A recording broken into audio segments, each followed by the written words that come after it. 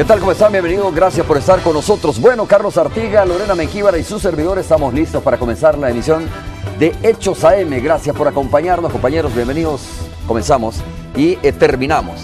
El fin de semana ya está a las puertas, ¿no? Mañana es sábado ya. Sí, bueno, disfrutamos entonces anticipadamente ya de este viernes y por supuesto le deseamos un feliz fin de semana. Gracias por estar siempre informándose con Noticiero Hechos, hay mucha información. Recordemos que ayer tuvimos una agenda noticiosa muy interesante, ya lo anticipamos. Sí. Y obviamente pues estaremos presentando los detalles a lo largo de toda esta emisión, Cali. Buenos días, Romeo, buenos días. Y hoy qué agenda, ¿verdad? Le digo a Lorena que tengo 4 años de estarla viendo en las mañanas y todas las mañanas luce espectacular. Así muchas que gracias. Un regalo para los amigos televidentes que tienen el gusto de verla, Carlos. ¿no? Qué bueno. Qué bien ese cumplido, sí, qué buen Carlos. Piropo, gracias. Bueno, comenzamos con las informaciones, imágenes sobre lo que sucedió ayer. Acaparó la atención de las redes sociales de la población salvadoreña por primera vez. Un expresidente de la República es enviado a juicio. El expresidente Francisco Flores, que llegó de manera tranquila, como que tenía el control de esta situación, pero se le salió de las manos. No solo porque fue enviado a juicio, sino que fue enviado a las Bartolinas de la DAN, fue regresado a las Bartolinas de la Unidad Antinarcóticos de la Policía Nacional Civil, donde lógicamente el expresidente está incómodo, ¿no? Más adelante tendremos detalles de toda la cobertura sobre este caso, que, como repito, pues supongo yo, es titular en todos los medios de comunicación ahora, ¿no? Carlos, no sé si chequeaste alguno por ahí, ¿no? Sí, hay algunos que hablan de lo de la Federación, ya vamos a hablar de eso. Hablaron de la corrupción en la Federación Salvadoreña de Fútbol. Muy bien, así es que ahí veíamos las primeras imágenes sobre esta situación que mantiene en la agenda pues, de todos los medios. Sí, bueno, y a la expectativa también, ¿no? Conmocionados también al público salvadoreño que está a la expectativa de conocer cuál será el resultado final. Justamente ese tema también acapara las portadas. Bueno, en Estados Unidos. Para rendir homenaje en San Bernardo a las víctimas del tiroteo. Este es en San Bernardo, estado de California. Pensé que era San Miguel. En los Estados Unidos. Sí, me extrañaba porque no hay un estadio de béisbol ahí, ¿no? Sí, no, aquí tenemos en Saturnino. Sí, este caso, mira que Estados Unidos lo mantiene en la agenda. ¿Sabes qué dijo el presidente de los Estados Unidos? Que, bueno, hay que ponerle mucha atención porque dice esto parece ya una estrategia terrorista. Ya no son hechos aislados así de que alguien se molestó con otra persona y comenzó a dispararle, no. O que es un loco. Hay que ponerle atención, o que es un loco, claro. Hay que ponerle atención porque dice, podríamos estar ante una táctica, una estrategia terrorista, ¿no? Que están infiltrados en Estados Unidos. Exactamente. Usando mismos norteamericanos. Pues sí, imagínate, en este caso, este atentado, este ataque dejó 14 personas muertas y una cantidad similar de personas heridas. Es casi un hecho similar que tú pongas una bomba en un edificio, estalles el edificio y mueran 14 personas, ¿no? Un acto de terrorismo. Entonces, solo que esta es otra estrategia, disparar masivamente contra no sé, en el caso de San Bernardo si se conoció el móvil, porque recuerdo que en el anterior, en la universidad, leí en algún lugar y escuché que la persona que era el ejecutor, el asesino, les preguntaba a cada persona antes de matarla si conocían versos del Islam, y aquellos que le recitaban el Islam no los mataba. Entonces ahí podrías pensar esto. En este caso de San Bernardo, California, no sé si hubo ese tipo de motivación. Todavía no lo sé. Bueno, más adelante me imagino que esa información se va a esclarecer. El expresidente Flores conoció la resolución del juez séptimo de instrucción, quien ordenó que el caso o el juicio continúe hasta la fase de la vista pública. Nuestra compañera Alejandra Canales tiene todos los detalles de lo sucedido en el juzgado séptimo de instrucción. Es la casa del expresidente Francisco Flores a primeras horas de este jueves. No registró mayor movimiento. Elementos de la unidad del mantenimiento del orden entraban y salían sin novedades. Flores fue trasladado a los tribunales sin exposición a los medios de comunicación. Vistiendo un traje oscuro, ingresó a la sala de audiencias para escuchar el veredicto del juez Miguel García Argüello. Llegó acompañado de su familia, quienes estaban expectantes de la resolución. El juez séptimo de instrucción decidió, tras un mes de análisis del proceso, que este pase a la siguiente etapa, es decir, a sentencia. El aplicador de justicia encontró pruebas suficientes de que el mandatario cometió los delitos de peculado, enriquecimiento ilícito y desobediencia, pero además decidió agregar el delito especial de lavado de dinero. Se realizará el análisis del referido tipo penal a efecto de determinar si de los mismos se permite concluir con probabilidad tanto la existencia del delito como la participación del imputado en el mismo. Con base a ello, se procede a efectuar la fundamentación jurídica del tipo penal de casos especiales de lavado de dinero y de activos. Según el juez, Francisco Flores habría recibido $10 millones provenientes de Taiwán, los cuales supuestamente desvió a un banco en Costa Rica para posteriormente transferirlos a El Salvador, a una cuenta del partido Arena. Pero además existen otros 5 millones que, según el juez, pasaron a integrar el patrimonio de Flores. Se verifica que su función fue beneficiar el ocultamiento del origen de los fondos a fin de tratar de impedir toda posibilidad de rastreo de los $10 millones que finalmente fueron depositados en la cuenta aperturada en el Banco Catlán de El Salvador a nombre de Alianza República Nacionalista Cuesta Especial COENA. Pero no obstante haber informado la República de China Taiwán el desembolso de $5 millones, no poseen registro de haber sido ingresados a la Secretaría Técnica de Financiamiento Externo del Ministerio de Relaciones Exteriores.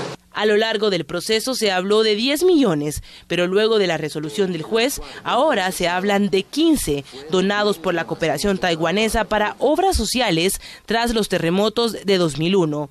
Esos fondos, sin embargo, nunca ingresaron a las arcas de Estado. El juez considera que Flores no actuó solo y cree que hay terceros involucrados. El actuar del procesado fue desviar las donaciones efectuadas por la República de China Taiwán para ocultar el origen y destino de los fondos que tenían preestablecida una finalidad social, a fin de ser legitimados y hacerlos aparecer como fondos obtenidos de forma legal. Pero no solo la investigación del destino de los fondos da un giro con la resolución del juez, sino también las medidas contra el expresidente.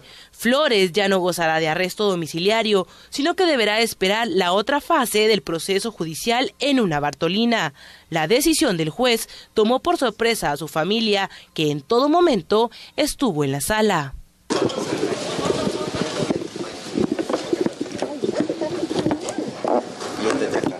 ¿Cuál es la situación razonable aquí para mandarlo a la cárcel? Ninguna.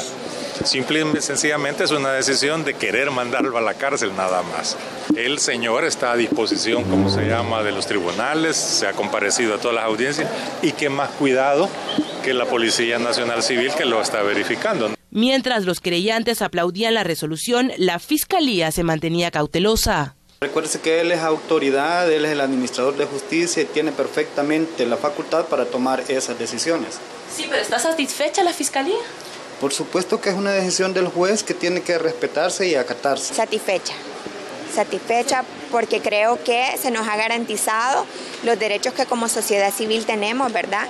Y contrario a lo que la Fiscalía vino, el juez ha reconocido el trabajo que como querellantes o acusadores particulares realizamos. Aquí la Fiscalía General de la República se ha visto muy mal ante la opinión pública porque trató de justificar a todas luces que no existía lavado de dinero.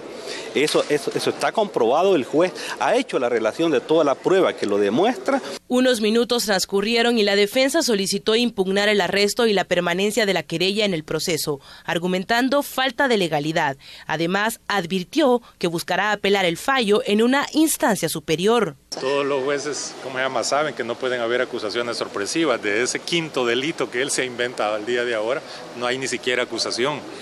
O sea, nunca hemos escuchado ni hemos tenido la oportunidad de defendernos sobre un quinto delito, un segundo delito, llamémosle así, de lavado de dinero, porque habla de lavado de dinero por 10 millones y ahora lavado de dinero también por los 5. Con las decisiones tomadas hoy por el juez séptimo de instrucción se cierra una parte del proceso contra el expresidente Francisco Flores. Habrá que esperar qué ocurre cuando el caso pase a sentencia. Con imágenes de Adalberto Cruz, este es un informe de Alejandra Canales. Y a las afueras de los tribunales, organizaciones sociales se concentraron para exigir justicia en el caso del expresidente Francisco Flores. Preliminarmente se mostraron satisfechos por la resolución del juez, sin embargo, aseguran que continuarán vigilantes de lo que resta del proceso. Ellos esperan que el exmandatario tenga una condena definitiva. Bueno, el expresidente Francisco Flores continuará en prisión y la querella asegura o seguirá siendo parte acusadora en el proceso que enfrenta el exmandatario por 4 delitos. Veamos a continuación.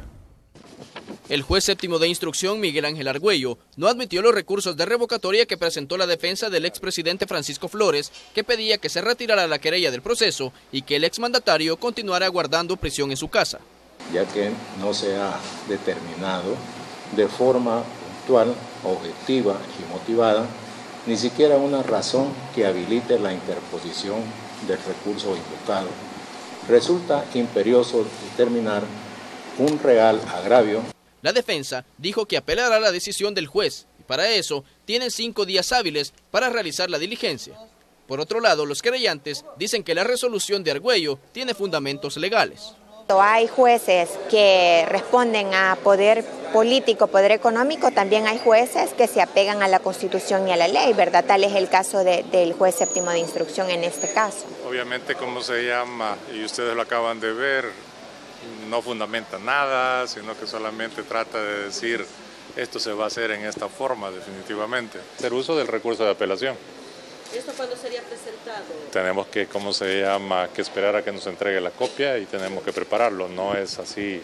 Este juicio sin precedentes en El Salvador no termina y el expresidente seguirá guardando prisión en la División Antinarcóticos mientras continúa el proceso judicial por los delitos que se le acusan.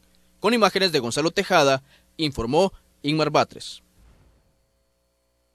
Y al no aceptar el juez la solicitud de los abogados defensores de continuar con el arresto domiciliar, el expresidente Francisco Flores fue trasladado a la Bartolina de la División Antinarcótico de la PNC en las cercanías de la Terminal de Oriente de esta capital.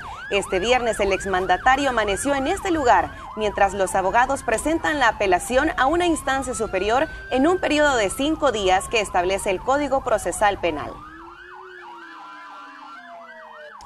El ministro de Seguridad, Benito Lara, dice que ya se han hecho los preparativos de la celda donde estará el expresidente Francisco Flores. Asegura que cuenta con las condiciones dignas y que las Bartolinas de la DAN tienen las condiciones para garantizar la salud y el ejercicio que necesita el exmandatario. Hemos preparado condiciones de las instalaciones que estableció el juez para que el señor Francisco Flores esté en las condiciones normales de cualquier persona que está detenida, ¿verdad? Por supuesto, él tendrá la atención médica, si se necesita, estará. Puede salir a hacer su ejercicio en el lugar, por supuesto, todo estará bien. Y vamos hasta la Asamblea Legislativa, donde diputados también reaccionaron ante el juicio que enfrenta el expresidente de la República, Francisco Flores. Raúl Hernández con la nota. El papel de la parte querellante y del juez del caso del expresidente Francisco Flores fue destacado por la mayoría de los diputados en la Asamblea Legislativa. Aplauden además que se le atribuyera el delito de lavado de dinero y que fuera enviado a guardar prisión a las Bartolinas de la División Antinarcóticos. Para la presidenta de este órgano de Estado es una muestra que la institucionalidad del país funciona. Es realmente importante que reflexionemos que el juicio pasa a instrucción bajo el planteamiento de que el expresidente Flores lavó dinero a través de una cuenta del COENA. Algunos partidos consideran que Flores confesó sus delitos durante su comparecencia en la comisión especial y están seguros de su culpabilidad. Sin embargo, el partido Arena tiene una lectura diferente de lo ocurrido. Este es el principal delito por el cual debería de haber sido requerido por la Fiscalía General de la República. La triangulación del dinero de la cuenta de Costa Rica al Instituto de Formación Política de Arena es donde se tipifica claramente el delito de lavado. Ha habido una persecución política y no será solo este caso, seguirán con persecución y nosotros estamos listos a enfrentar cualquier persecución política que venga. Pero ¿cuáles serían los costos políticos que podría tener Arena? Tomando en cuenta que de acuerdo a la resolución del juez, varios millones de dólares fueron depositados en cuentas bancarias de este partido. Es de recordar que Francisco Flores sigue siendo miembro de este instituto político. Durante el juicio se podrían conocer el nombre de muchos destinatarios de los 15 millones de dólares por los cuales es cuestionado el exmandatario. La institución es la institución y las personas somos las personas. El actuar de una persona es individual. no porque una persona que es pastor y que hizo una acción que no debe hacer va a arruinar toda una iglesia evangélica. En el caso de Paco Flores ha habido retardación de justicia. El hecho de que hasta hoy esté la audiencia preliminar, que significa pasar a la investigación del caso, sería importante que siguieran con el caso e investigaran bien. En el caso de Gana y FMLN, se mostraron a favor de que la querella continúe en el proceso judicial en contra del expresidente de la República. Con imágenes de Roberto Martínez, informó Raúl Hernández. Francisco Flores enfrentó los señalamientos por actos de corrupción desde inicios de 2014. Un caso que fue denunciado en un programa radial también por un ex gobernante. Esto fue el expresidente Funes, ¿no? El expresidente Mauricio Funes, sí. En su programa radial que tenía radial, todos los sábados. Sin censura, ¿verdad? Sin censura. ¿Sí? No se llamaba así el programa radial, ahora se llama, el espacio que tiene el presidente se llama Sin Censura. Pero, no me recuerdo el nombre, pero era un hablando espacio... con el presidente. Hablando con el presidente, sí, exactamente. Era un espacio que tenía el presidente los sábados para hablar de la agenda, el trabajo que hacía el gobierno, ¿no? Y ahí en su momento habló del reporte de operaciones sospechosas. El famoso ROS, el reporte de operaciones sospechosas. Bueno, luego vino la intervención, para muchos desafortunada, del expresidente Flores en la Asamblea Legislativa. Pero para que Julio Guevara mejor nos presenta una crónica del caso.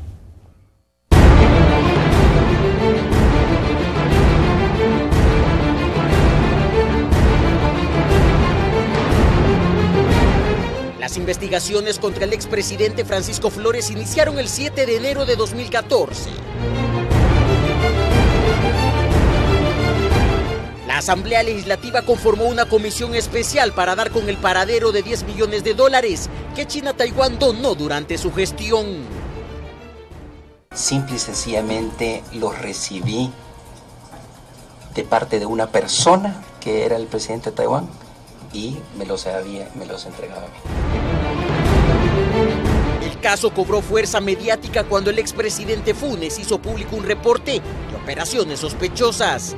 La Comisión Legislativa se vio obligada a citar una vez más a Flores el 28 de enero. Fue una reunión acalorada. Ratifica su declaración del 7 de enero. Diputado, yo nunca le voy a contestar lo que usted quiere oír. No, lo que quiero es la verdad nada más. Hubo un tercer citatorio, pero Flores no asistió. Los diputados no se quedaron de brazos cruzados y continuaron investigando. Convocaron a exfuncionarios de gobierno para que explicaran si conocieron sobre las donaciones cuestionadas. El 26 de febrero, los diputados presentan el primer informe sobre el trabajo realizado. El 30 de abril, se solicita su detención por los delitos de peculado, enriquecimiento ilícito y desobediencia a particulares. Días después se corre el rumor que el acusado había escapado del país. El 6 de mayo se realiza la audiencia inicial y se decreta instrucción formal con detención provisional. 3 días más tarde, el exgobernante aparece en el portal de la Interpol como uno de los más buscados. Pero el 5 de septiembre, el país amaneció con la noticia que Francisco Flores había llegado a los tribunales. En pocas horas se le decretó arresto domiciliario. Repito lo que he dicho. Me he presentado de forma voluntaria en este juzgado por respeto a la ley. Sin embargo, la decisión del juez fue apelada por la querella del caso y se logró que lo trasladaran a una celda en Ladán. Vamos a ejecutar el traslado, ya tenemos la orden del juez de trasladarlo a la sede policial. A los días, Flores Pérez supuestamente presenta quebrantos de salud y regresa a su residencia. El caso, de la manera en cómo está configurado, con las pruebas que hay y con los 3 delitos, todo apunta que fue elaborado para que Francisco Flores quedara en libertad. En 2015, Francisco Flores es sometido a otras etapas de su proceso judicial, un caso que podría marcar un precedente en la historia del país. Se trata del hombre que gobernó El Salvador entre los años 1999 y 2014, salpicado por actos de corrupción. Julio Guevara, Noticiero Hechos. Bueno, gracias. Este tema merece un análisis más detenido sobre las valoraciones que hizo el juez, ¿verdad? Respecto a enviar a juicio al expresidente Francisco Eso será Flores. el tema de la entrevista, ¿no? Exactamente. Berta de León, que es querellante, y también Oscar Campos estarán con nosotros hablando sobre este tema que es importante, que está en la agenda de todos los medios. Mira, pero esto trae cola, ¿verdad? No sé, ¿en qué Digo, sentido? en el sentido que pueden haber más involucrados. O hablamos de que la Corte podrá ordenar otras investigaciones después. Es que todo esto, ¿no? abre muchas aristas este caso. Por ejemplo, ayer mismo, fíjate bien, ayer mismo se presumía que había indicios suficientes para investigarlo por lavado de dinero. Y de hecho, el juez cambió la tipificación del delito o agrega un nuevo delito, que es el delito de lavado de dinero, y dice, investíguese también si hay lavado de dinero. Si esta plata fue a parar al instituto del partido Arena, pues entonces algunos comenzaron ayer, incluso la querella dijo, pedimos la cancelación del partido. No, yo no creo que se llegue a tanto, ¿no? Escuchaba la justificación del juez también, que empleados, incluso miembros de la institución bancarias, podrían haber participado de esto también. Que esto se diera también. O sea, y como tú dices, si la investigación se profundiza, pues esto puede traer más consecuencias. Pero vamos a ver qué dicen nuestros invitados de hoy. Volvemos en breve.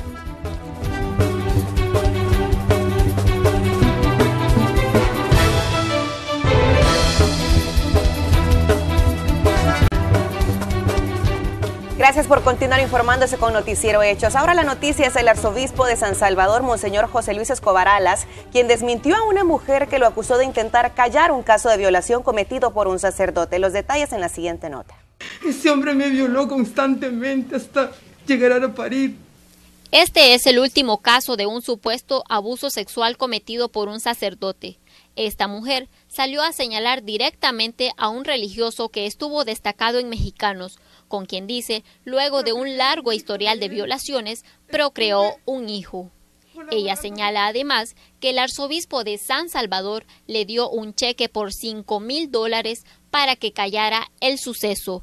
Ni con todo el dinero del mundo, le dije yo al obispo cuando llegué, que él podía curar mis heridas en las que había arrancado mi dignidad ese hombre. Ante esto, el arzobispo expresa que el sacerdote acusado dejó como herencia 3 casas, una para su familia y de las otras 2 lo declaró a él como heredero. Casas que pasaron a ser posesión de la iglesia. Dice que días después apareció la mujer que lanzó las acusaciones diciendo que había procreado un hijo con el cura muerto y que las herencias le pertenecían. Además, sostenía que su hijo estudiaba medicina en Cuba. En un acto de caridad, de ayuda, le dimos esos $5,000. Conste que el abogado no quería, pero porque no había ningún derecho. Pero nosotros lo hicimos por sentimientos cristianos, por caridad. Y bueno, de esto yo tengo testigos. Pero ¿qué dice el líder religioso ante las acusaciones de la mujer de que él intentó callarla con el cheque de $5,000 para que no denunciara el caso de abuso? ¿Cómo es posible que una persona mienta de esa manera? ¿Y cómo es posible que cuando a alguien le dan una ayuda, le hacen un favor, porque eso hicimos nosotros, un favor, ahora ocupen eso en su contra? El religioso dice que este caso será aclarado lo antes posible, pues ellos, más que nadie, están interesados en que se haga justicia, pero también en que nadie se aproveche de la situación. Nosotros lo vamos a aclarar y nosotros vamos a administrar justicia. Esto no se va a quedar así, porque gracias a Dios yo lo puedo demostrar. ¿Qué tal que se lo hagan a un sacerdote que no lo puede demostrar? Y por eso yo me alegro que estén atacándome de esta manera, porque me da la oportunidad de asentar un precedente. Nosotros no vamos a retroceder en hacer justicia a las víctimas, eso sí, pero no nos confundamos, no vamos a permitir jamás que una persona venga a cometernos injusticias, como ya dije, aprovecharse de una forma falsa pérfida y malintencionada de esta ocasión. El arzobispo anuncia para el domingo una conferencia de prensa en la que hará las aclaraciones necesarias sobre este caso, que se viene a sumar a otras denuncias contra miembros de la Iglesia Católica. El arzobispo dice que la diferencia de este con los anteriores es que esta última denuncia no tiene fundamentos. Este es un informe de Iliana Leiva. Bueno, muchas gracias por esta información, es importante este tema, pero vamos a continuar. Autoridades del Instituto Salvadoreño de Rehabilitación Integral, ISRI, celebraron el Día Internacional de la Persona con Discapacidad, evento en el que se destacó la importancia de implementar políticas que contribuyan a lograr una integración social para las personas que tienen este tipo de problemas, que viven con algún tipo de discapacidad. Más de 1.000 millones de personas en el mundo que presentan algún tipo de discapacidad. Por lo tanto, ya no es un sector, es una población. Esta cifra nos dice mucho porque el alto porcentaje nos está diciendo que es un tema de todos y todas que nos atañe para trabajar juntos y hacer una sociedad más inclusiva y una sociedad más humana. Presenta. Bueno, bienvenido, gracias por continuar con nosotros. Hoy contamos con dos de los abogados querellantes o acusadores particulares en el caso del expresidente Francisco Flores. Está Berta de León y Óscar Campos con nosotros.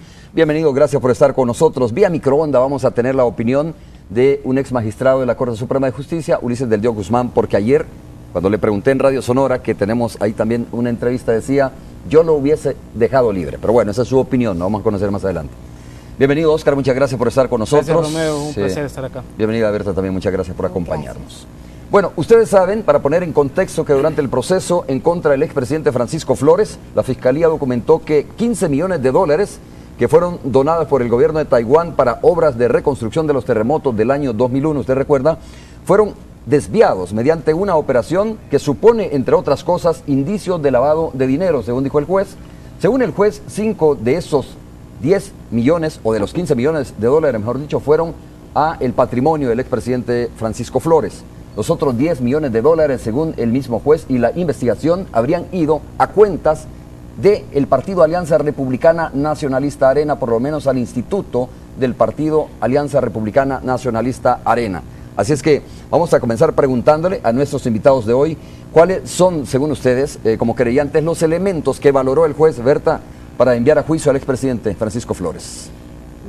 Respecto del delito de peculado, porque como son varios delitos, ¿verdad? Respecto del delito de peculado, básicamente el juez tuvo por acreditado este delito para pasar a la siguiente fase, en primer lugar, el informe de estudios latinoamericanos de la Embajada de China a Taiwán, ¿verdad? Donde de manera oficial la embajada dice, yo doné a El Salvador en el año 2003-2004 24.6 millones para 9 proyectos sociales específicos. Eso por una parte, ¿verdad? Taiwán en ese informe dice, yo no audité la forma de ejecución de esos proyectos porque confiaba en por buena fe que el gobierno de El Salvador iba a hacer con el dinero para lo que dijo que iba a hacer, ¿verdad? De ese informe se desprende, por ejemplo, para qué fines sociales específicos era, ¿verdad? Y se encuentra aparte de ese informe, se encuentra otro informe del Ministerio de Relaciones Exteriores, donde el Ministerio de Relaciones Exteriores hace constar que buscó en los archivos de cooperación internacional de ese periodo y no encontró registro de 5 proyectos que suman 15 millones de dólares, ¿verdad? Entonces comienzan a buscar en una serie de instituciones que tienen relación con la ejecución de esos proyectos y tampoco encuentran nada. Incluso se entrevista a la ex canciller María Eugenia Brizuela de Ávila y ella dice, yo nunca conocí ni que el presidente recibiera en una modalidad que no sea legal esa cooperación, ni mucho menos tuve información de cómo se ejecutó ese dinero, ¿verdad? Esa información, aunado al peritaje que se realizó por un perito de la superintendencia, donde el perito establece, ¿verdad?, la ruta que siguió el dinero, establece que los cheques estaban girados a nombre del exmandatario en su calidad de presidente de la República. El perito dice, cuando un cheque se gira a nombre de un presidente de la República tiene un proceso de cobro distinto, ¿verdad? Porque se intuye que son fondos públicos, claro, ¿verdad? Entonces, justamente hay esos un protocolo, elementos, ¿no? Para poder, digamos, hacer ese tipo de operaciones. Hay un protocolo para poder cobrar esos cheques o depositarlos a una cuenta. Normalmente se depositan a las cuentas del Ministerio de Hacienda. Correcto. O de Relaciones Exteriores. Eso no ocurrió. Entonces, esos elementos que le he relacionado son los que el juez tuvo como suficientes para el delito de peculado y para el comienzo del cometimiento del delito de lavado de dinero, ¿verdad? El juez dijo, haber colocado esos 4 cheques que suman $10 millones en esta cuenta offshore de Costa Rica, ¿verdad?, en la cual también se obviaron una serie de requisitos para su apertura, eso también constituye la primera fase del delito de lavado, que es la colocación, ¿verdad?, en el tráfico jurídico. El expresidente no puede, ¿verdad?, argumentar que no sabía, que no conocía si era la primera, digamos, magistratura del país. ¿Cómo puede él ignorar, ¿no?, los procedimientos? En todo caso se podía haber asesorado. O en todo caso, si no estaba de acuerdo o extravió los cheques, imaginémonos, ¿verdad?, que los 4 cheques por 10 millones los extravió, ¿por qué no los reportó? ¿Por qué permite que ese dinero se haga efectivo en las cuentas del partido al que pertenece? Porque eso está clarísimo en el proceso, ¿verdad? Y jamás China Taiwán ha dicho, por ejemplo, que lo donó para campaña política, como ahora se quiere hacer ver, ¿verdad? Berta, este es sobre el tema de peculado, ¿no? Y en el tema de enriquecimiento ilícito, ¿hay prueba contundente? ¿Están ustedes satisfechos de la forma como el juez planteó este delito también? Mire, nosotros realmente estamos satisfechos en general con el fallo del juez y, digamos, la actuación judicial que ha tenido desde febrero que recibió el caso hasta la fecha. Consideramos que ha actuado independiente, imparcial, que ha garantizado los derechos de la querella, que tenía más claridad de lo que vimos, por ejemplo, con el juzgado primero de instrucción, ¿verdad?, que era prácticamente un chiste cómo se estaba manejando el caso en compañía de la Fiscalía.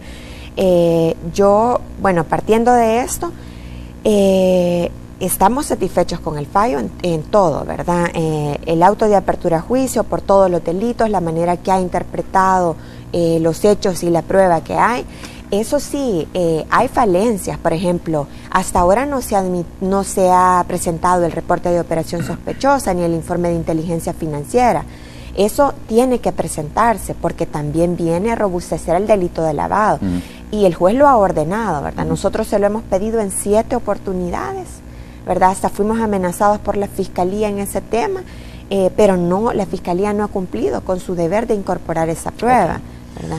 Óscar, he escuchado distintas opiniones sobre esto, ¿no? De hecho, comenzando la entrevista dije, vamos a escuchar la opinión de Ulises del Dio Guzmán, que es un ex magistrado de la Corte Suprema de Justicia, que no tuvo reparos en decirme ayer en la entrevista radial que él hubiese dejado libre al expresidente Francisco Flores. Pero bueno, y entre esas variadas opiniones que hemos encontrado está aquella que dice, mire, nunca existieron los cheques, cuando Berta me está diciendo ahora que sí existen los cheques, que nunca existió un convenio escrito precisamente en donde se detallara que esos $15 millones o $10 millones venían exactamente para proyectos específicos para beneficiar a aquellas personas que fueron víctimas de los terremotos del año 2001, sí. ¿No?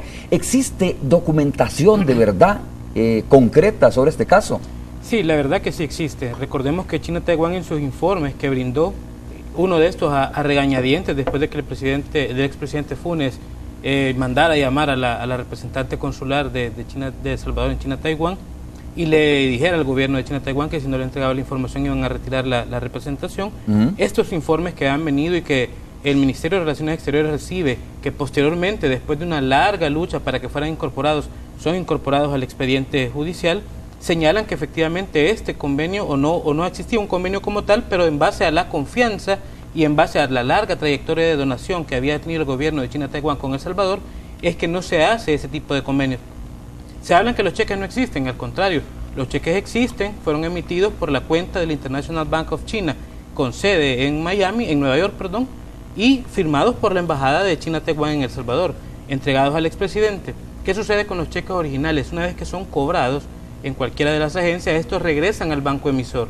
Entonces, en este momento se han estado haciendo las gestiones para poder localizar estos cheques originales que estaban en un banco en Estados Unidos, el cual ya fue clausurado, por cierto, por sospechas de corrupción. Entonces se cuenta ahorita con una certificación de parte del banco donde fueron cobrados estos cheques, la cual cuenta con una validez legal, una certificación que fue emitida a través de una asistencia penal en Costa Rica, y en base a eso es que el juez pues considera que efectivamente estos cheques existieron, este dinero se entregó al expresidente y que fueron depositados en la cuenta a la que ya todos conocemos del Centro de Estudios Políticos. En la pantalla tenemos a Ulises del Dios Guzmán, porque reitero, ¿no? Ayer mismo me decía, yo hubiese dejado libre al expresidente Francisco Flores porque no hay prueba contundente suficiente que lo vincule a cualquier caso de peculado, enriquecimiento ilícito, etcétera. Ulises, buenos días, gracias por estar con nosotros. Buenos días, Romeo, es un gran gusto. Usted ayer me dijo en la radio Sonora, me reiteraba que usted hubiese dejado libre al expresidente Francisco Flores. ¿Por qué razón? Bueno, hay que resolver de conformidad con la prueba de los hechos y de conformidad con la letra del derecho. En este caso en particular, a juzgar por la misma información dada por las partes, en este caso, incluso por la información dada por los querellantes, los hechos que ellos están señalando no se adecuan a las descripciones de los hechos delictivos. Para comenzar, en el caso de enriquecimiento ilícito, eso indica de que el dinero debió haber ingresado y mantenido en la cuenta o en el patrimonio del funcionario, y están diciendo de que ese dinero fue desviado, es decir, no ingresó en el patrimonio y por tanto no le incrementó el patrimonio funcionario. Entonces no puede haber tipificación del delito de enriquecimiento ilícito. En el caso del delito de peculado, la letra de la ley dice que se trata del caso en el que el funcionario público se apropia de dineros o especies fiscales o municipales, es decir, que el dinero debe de ser previamente del Estado. En este caso en particular están diciendo, no, es que ese dinero lo desviaron, lo depositaron en una cuenta Bueno, es que el dinero era del Estado, lo que pasa es que entiendo que el mecanismo que se utilizó no fue el adecuado, nunca fue porque fue donado por otro gobierno, por un gobierno internacional. Ese es otro error también. No existe carta de intención, no existe convenio.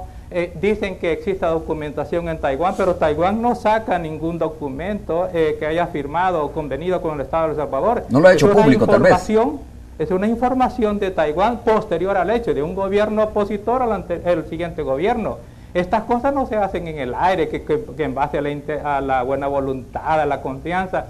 Ningún Estado hace eso. Simplemente ese dinero no era un convenio entre los dos Estados. Ulises, déjeme escuchar la opinión de mis invitados, porque de esto se trata, de escuchar distintas opiniones para que la gente se forme su propia opinión. A ver, Oscar. Quizás solo aclarar, el tema del delito de peculado dice, el funcionario o empleado público encargado de un servicio público que se apropiara en beneficio propio o ajeno, es decir, a una tercera persona, de dinero, valores, especies fiscales o municipales bajo cuya administración dependía. Y desde el momento que le entregan al expresidente un cheque a nombre de excelentísimo señor presidente, no se lo están entregando en su calidad personal para que él pueda disponer libremente de ese fondo.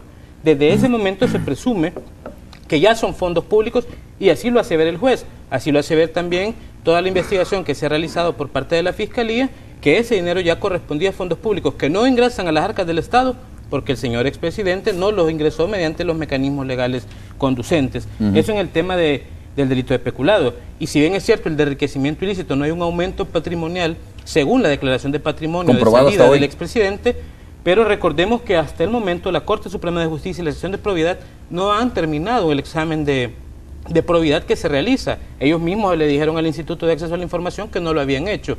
Y aparte, en la declaración de impuestos sobre la renta que el expresidente presenta al Ministerio de Hacienda, hay $333,000 y fracción que no tienen una procedencia, que no ha podido demostrar el expresidente de dónde provienen esos ingresos. Entonces hay una suposición y ante la duda razonable el juez pues permite que pase a vista pública para que sea allá donde se determinan las responsabilidades. Berta. Mire, yo creo que ahora hay muchas opiniones, ¿verdad? A favor, en contra, pero yo creo que la opinión que debe prevalecer es la basada en el estudio formal del proceso, ¿verdad? Porque no es lo mismo que yo me base en lo que escucho en los medios a que yo me base en los documentos, entrevistas que hay en el proceso, y nosotros hemos estado presentes desde el mes de julio del año pasado hasta la fecha y nos consta, digamos, lo que hay en el proceso, la documentación, y consideramos que está atinada la resolución del juez. Creemos que lo que ha ocurrido y que venía ocurriendo históricamente en este país es que la gente le da un manejo arbitrario a los fondos que recibe y como es una cultura de impunidad a nadie le importa. Esto es lo importante de este caso, ¿verdad? Que a fuerza de presión de la sociedad civil no partidaria, porque nosotros no pertenecemos a un partido político, ¿verdad? Ni tenemos intereses políticos en este caso, más que el esclarecimiento de la verdad, como lo hemos expresado al principio. China-Taiwán tiene una posición oficial en este caso. ¿Y cuál es la posición de China-Taiwán? Que entre 2003 y 2004 entregó fondos para cooperación y que de esos fondos no se siguieron los protocolos, como dice hay documentación que dice que son para proyectos específicos. Sí, como bien dice el ex magistrado, no se realizó un convenio de cooperación, si es que esa hubiera sido la forma regular de manejo de cooperación. Y esto se explica un poco también con la, digamos, la entrevista del exmandatario en la asamblea, ¿verdad? Él mismo dice, yo recibí de forma privada no solo 15 millones, sino más, y yo lo repartía en saquitos, o sea, afirmaciones absurdas, ¿verdad? Que rayan en lo ridículo y que nosotros justamente por eso nos involucramos en el proceso para ver realmente qué era lo que había pasado. Y como le digo, China-Taiwán tiene una posición oficial y China-Taiwán en ningún momento dice que ese dinero lo dio para fines personales, para un instituto político, para etcétera. Fines personales del expresidente, ¿verdad? Sí. Todo lo contrario, lo que se ha evidenciado en el proceso es ese ánimo de ocultamiento de dónde provenían esos fondos. Bien, y ese ocultamiento, Ulises del Dios Guzmán, podría decirse que fue confirmado precisamente cuando compareció, en una de las veces que compareció el expresidente Francisco Flores a la Asamblea Legislativa, donde tuvo la oportunidad de explicar ante una comisión especial que fue formada para investigar el destino de estos fondos donados por el gobierno de Taiwán, y en ningún momento el expresidente Francisco Flores quiso decir destinatarios, ¿no? O hacia quienes les envió esa plata. Tuvo ahí la oportunidad, digo, de haber esclarecido este hecho. Precisamente el señor expresidente no lo podía hacer porque era un dinero que tanto Taiwán como pero es el presidente de la República, estaba obligado a hacerlo. Ulises, era el presidente de la República, estaba obligado a hacerlo. No necesariamente, y precisamente lo que quiero señalar es que esa forma que llaman irregular de transferir los dineros era una forma de ocultar la transferencia del dinero y la cooperación que China-Taiwán en ese momento le estaba dando al partido político. Por eso es que no hubo ningún convenio, ningún Estado hace donaciones de millones de dólares sin ningún documento. Ahora este otro gobierno sale con que, y probablemente, porque no estoy diciendo que está mintiendo, ¿verdad? Pero probablemente así fue la excusa allá en Taiwán. Pero evidentemente que ese dinero, por la forma, entre comillas, irregular, o sea, oculta con que se transfirió al expresidente, o en ese momento presidente, significa que no venía para ese destino que ahora se dice. Déjeme preguntarle, ¿con qué intención un expresidente de la República, un exmandatario, oculta información? Evidentemente porque era una cooperación para su partido político, porque lo iba a desviar a través de unas cuentas que eventualmente le iban a servir para probablemente financiar la siguiente campaña presidencial.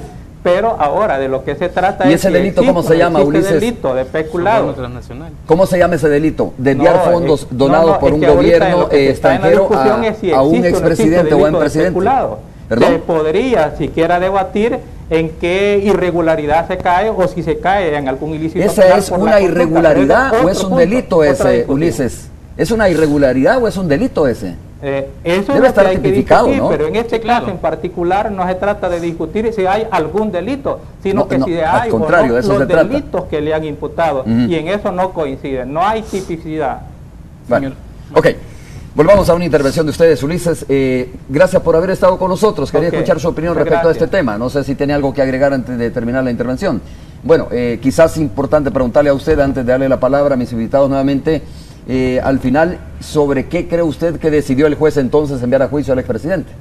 No, yo no puedo referirme a la motivación del juez. Yo lo que sí digo es que todas las personas nos podemos equivocar y hay errores de la mente y hay errores de la voluntad también. ¿Por qué es lo que pasó? Realmente no lo sé. Bien. Desde el punto de vista de la técnica, la resolución es indebida. debió de haberse sobreseído definitivamente por todos los delitos al expresidente. Ok, Ulises del Dios Guzmán, muchas gracias por haber estado con nosotros. Oscar, bueno, te vi así como con ganas de... Sí. Gracias, Ulises. Es bien complicada la lectura que hace el ex magistrado, pues. Los argumentos, cuando tú le preguntas, ¿es delito? Él dice, no, eso no es lo importante. Una irregularidad, dice que es. No, es una irregularidad, pero no es importante si es delito o no. Entonces, si hay un informe oficial de China Taiwán que dice que fueron 9 proyectos, ¿por qué 4 venían destinados para financiar un partido de gobierno? Eso no es lógico. Si ya el mismo informe establece que efectivamente son 9 proyectos para 9 destinos en particular y dan a nombre del presidente como tal, son fondos públicos, no hay para dónde. Entonces el juez resuelve sobre la base de este criterio, como lo dice muy bien el Código Penal, y así es que lo manda con apertura de juicio. Sí, Berta, lo que objetaba ayer la defensa era precisamente, mire, a propósito de uno de los delitos, este delito, el quinto delito, como se le mencionaba ayer, y el que algunas personas reclamaban, ¿no? ¿Por qué no se había incluido el delito de lavado de dinero? Por lo menos, ¿por qué la Fiscalía no lo había incluido? Pues ayer la defensa decía, esta es una situación arbitraria, sorpresiva, donde un juez no puede, digamos así, de forma intempestiva, acumular un nuevo delito, ¿no? ¿Es correcto esta actitud del juez de repente decir, mire, se acumula o se manda a investigar también este delito? Mire, ¿O hay alguna arbitrariedad, como dice la defensa en ese caso? Realmente esto no es intempestivo ni repentino, este giro que ha dado el proceso. De hecho, la misma Fiscalía, cuando comienza diligencias iniciales de investigación en este caso, abre el proceso por lavado de dinero. Cuando en Costa Rica se levanta el secreto bancario, se hace porque la Fiscalía salvadoreña, en su solicitud de asistencia penal internacional, argumenta que el expresidente está siendo investigado por lavado de dinero. La unidad de la Fiscalía de Costa Rica que conoce este caso es la unidad de legitimación de capitales, ¿verdad? Eso no es una sorpresa para la defensa de que así se venía manejando. Que al final al fiscal general le tembló la mano y no quiso acusarlo, por eso es diferente.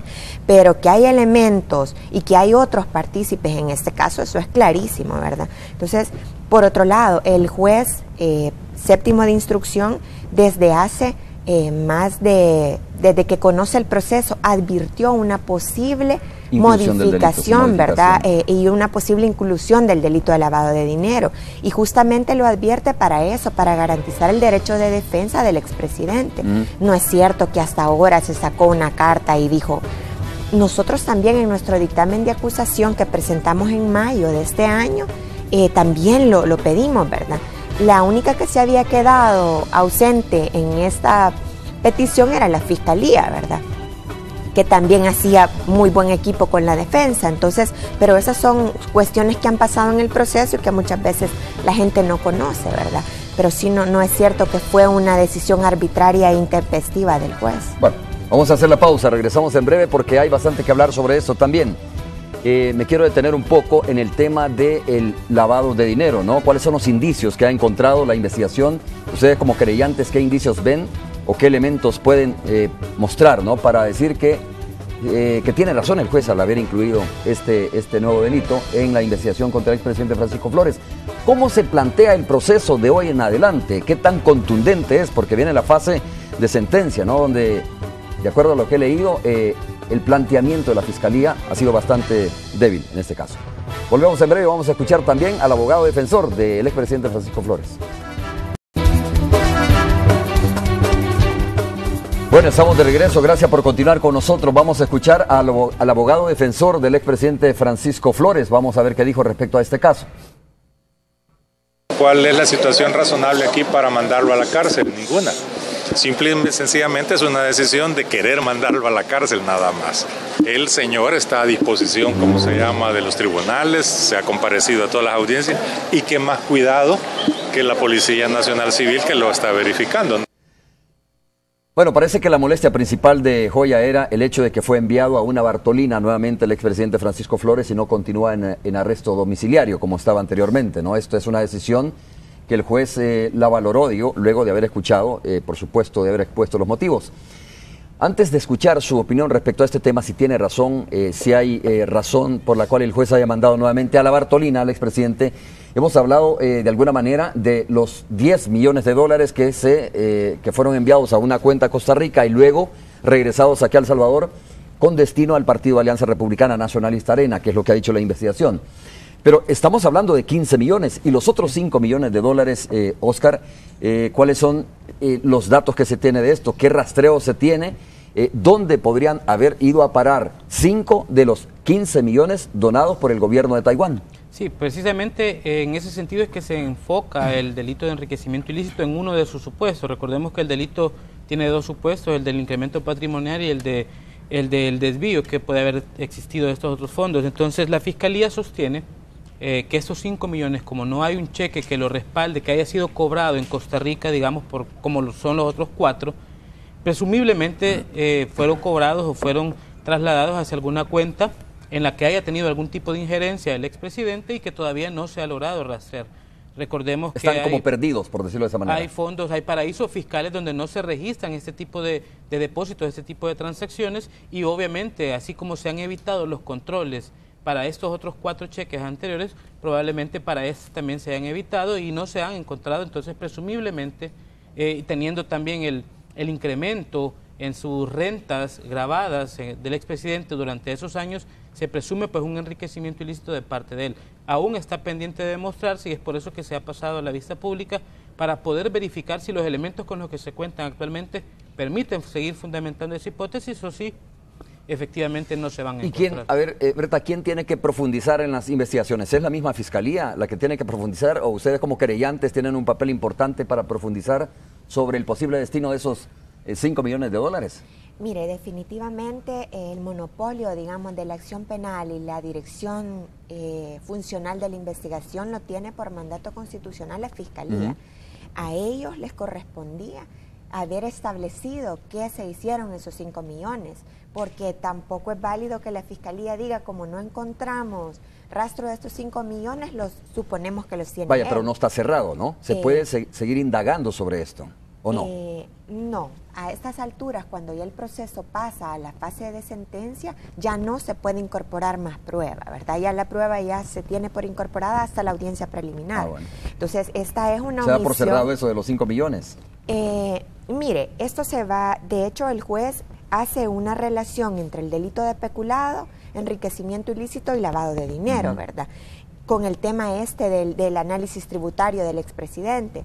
Sin embargo, y como para aclarar también un poco el tema, la querella no puede actuar si no hay un proceso judicial abierto. O sea, la oportunidad para que una querella se constituya es a partir de la presentación del requerimiento hasta 15 días antes del vencimiento del plazo de instrucción.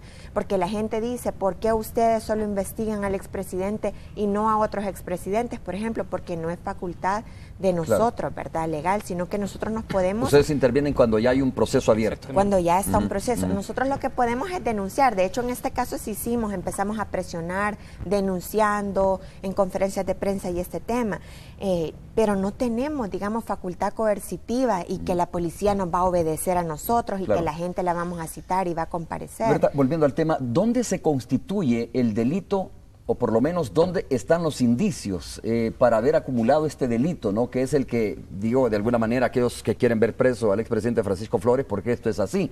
Hay mucha gente que lo quiere ver preso, otros que quieren verlo libre, pero para aquellos que quieren verlo en prisión, tal como ha sucedido, ¿dónde se configura el delito de lavado de dinero? ¿Cuál es la operación que sospecha realmente que hubo, concretamente, lavado de dinero? Mire, en primer lugar, el juez, y eso avala, digamos, la posición de la querella, él dice, el primer acto constitutivo del delito de lavado de dinero es la colocación del dinero peculado, ¿verdad? ¿Cuál es el dinero peculado? Los 10 millones de dólares que fueron dados en 4 cheques a nombre del presidente de la República. Cuando él, mediante endoso, porque esos 4 cheques están endosados, ¿verdad?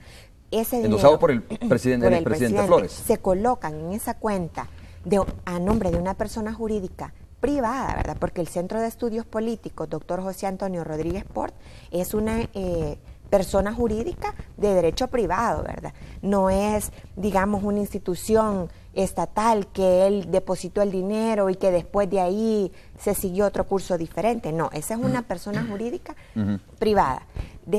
Ahí, cuando se colocan esos 10 millones, el juez dice, aquí se comienza el proceso de lavado de dinero.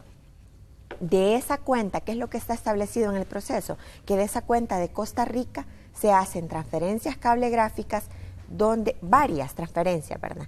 Donde los 10 millones terminan, 10 millones más intereses que ganó el dinero en la cuenta del Partido Arena. Y eso está clarísimo, ¿verdad? Eso está documentado. Eso está documentado con el expediente de la cuenta del Centro de Estudios Políticos que entregó el Banco Cuscatlán de Costa Rica, que le digo yo que levantó el secreto bancario y proporcionó esta información. ¿Está documentado y reconocido por el Partido Arena o no? Yo no sé si el Partido Arena va a reconocer realmente eso. Si realmente estuviera abierto al cambio, a la transparencia y ese tema, creo que sería el primer paso, ¿verdad? Que admitiera que recibió esos fondos. Eso está clarísimo en el proceso. También lo retoma el perito, ¿verdad? El perito estudió los documentos y concluye y dice, miren, la ruta que siguió el dinero es propia de los movimientos de ocultamiento del delito de lavado de dinero. Y no solo participó el expresidente, participó la gente del directorio del Centro de Estudios Políticos y la gente del directorio de Arena, que no ignoraban de dónde venían los fondos. Y otro dato bastante importante, ni el Centro de Estudios Políticos ni Arena reportaron a las instituciones encargadas esas donaciones. Imaginémonos que él lo recibió. El caso de donación. ¿Verdad? El Partido Arena, en el periodo 2003-2004, no reporta Hacienda que recibió esos 10 millones en concepto de donación. Y sí reporta, por ejemplo, $125, $10,000 que otra gente le donó, ¿verdad? O sea, ¿por qué ocultó haber recibido esa gran cantidad de dinero? Si es como dice, por ejemplo, el señor Jorge Velado y otros abogados, si ese dinero Taiwán lo dio para una campaña política y era una donación, ¿por qué no lo reportaron entonces? ¿Tiene la obligación el Instituto Político de haberlo reportado? ¿Es así? Sí, a Hacienda no, pero sí a la unidad, es la unidad de fundaciones, asociaciones y fundaciones sin fines de lucro del Ministerio de Gobernación. En ese caso, ¿verdad? Era el Ministerio de Gobernación. Ellos tienen la obligación de presentar un balance, ¿verdad? Y de reportar las donaciones recibidas en ese periodo. Nosotros hemos revisado esa documentación, el juez también, no lo reportaron. Entonces, ¿por qué lo ocultaron? ¿Verdad? Si es un dinero que venía ya para ese fin. Entonces son una serie de elementos documentales que están en el proceso que establece, ¿verdad? Primero, que se coloca el dinero. Segundo, que se oculta, ¿verdad? Que se realizan operaciones bancarias velozmente, dice el juez en su resolución, ¿verdad? Que esos son elementos propios del delito de lavado de dinero y que no solo participó el expresidente. Bueno, Oscar, acláranos un poco qué es lo que viene en este caso. Es importante decir, bueno, ya está, pasa a juicio el caso del expresidente Francisco Flores, pero ¿qué viene después de esto? Decía Berta, y solo para aclararlo, ya no puede investigarse más este caso, ¿ya? No, en entonces, la etapa ¿qué es lo que viene realmente? En la etapa de vista pública, pues vamos a conocer, vamos a ver un desfile probatorio, testimonial, documental, pericial. Vamos a analizar a fondo cada uno de los elementos que han sido ofertados en esta etapa de instrucción. Si bien es cierto, no se puede seguir investigando, pero si hay información que ha sido ofertada por las partes, por ejemplo, por la querella se ha ofertado el informe de inteligencia financiera del Departamento del Tesoro de Estados Unidos, el cual debería de ser incorporado al expediente judicial. Ya dicho sea de paso, había sido incorporado ante el juzgado primero de instrucción y luego es retirado por el fiscal general, el ex fiscal general ahora, para no conocer o para no permitir conocer lo que contenía. Esta información es vital para poder seguir dándole el rastreo a los fondos. Entonces esta información sí se puede, porque ya fue ofertada, sí se puede seguir incorporando a la vista pública. Sin embargo, es la parte de robustecer de alguna manera esta documentación. Se puede robustecer. Creemos nosotros que el delito de lavado de dinero, como ya lo explicaba Berta, con una fase de depósito o de colocación de un dinero procedente de otro ilícito, una fase de ocultación de la procedencia de este y luego una tercera fase que es la integración al flujo normal, que ya es cuando el Partido Arena empieza a repartir los cheques para su campaña, casa por casa, etcétera, etcétera. Ahí ya es dinero limpio, porque ya viene de todas esas transacciones anteriores ocultas. Entonces, el informe de inteligencia financiera puede robustecer esta información. El perito financiero incluso manifiesta, el perito bancario fue, ¿verdad? Manifiesta que no ha podido determinar una conclusión en base a una petición que se le había hecho, porque la misma Fiscalía no le permitió conocer otra información. Que la Fiscalía la tiene, sí, la Fiscalía la tiene. Entonces, toda esta información ha sido ofertada por nosotros y en la vista pública se va a conocer en detalle, efectivamente, uno por uno, los elementos que han sido aportados. Y eso es importante, Romeo, porque el tema es ahora, ¿qué va a pasar con los testigos? Se ofertaron más de 40 testigos por parte de la querella. Entre ellos el expresidente. Entre ellos los dos expresidentes. Mauricio Funes, Mauricio Funes ¿no? y el expresidente Elías Antonio Saca.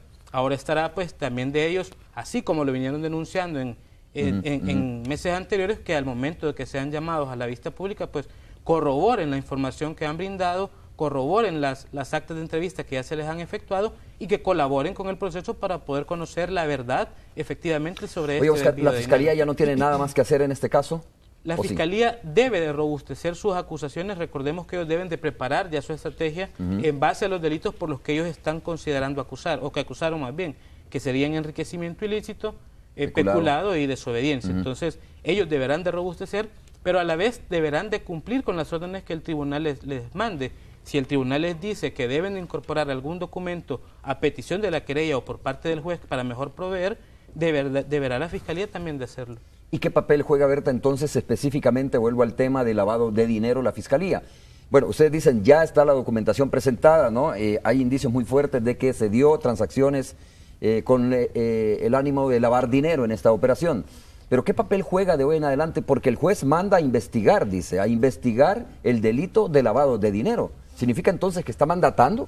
Como tú dices, la potestad de investigación la tiene aquí, o el monopolio de la investigación la tiene la Fiscalía General de la República, ¿no? Entonces, en ese caso específicamente, ¿la Fiscalía tiene un mandato de parte de las autoridades, del juez en este caso?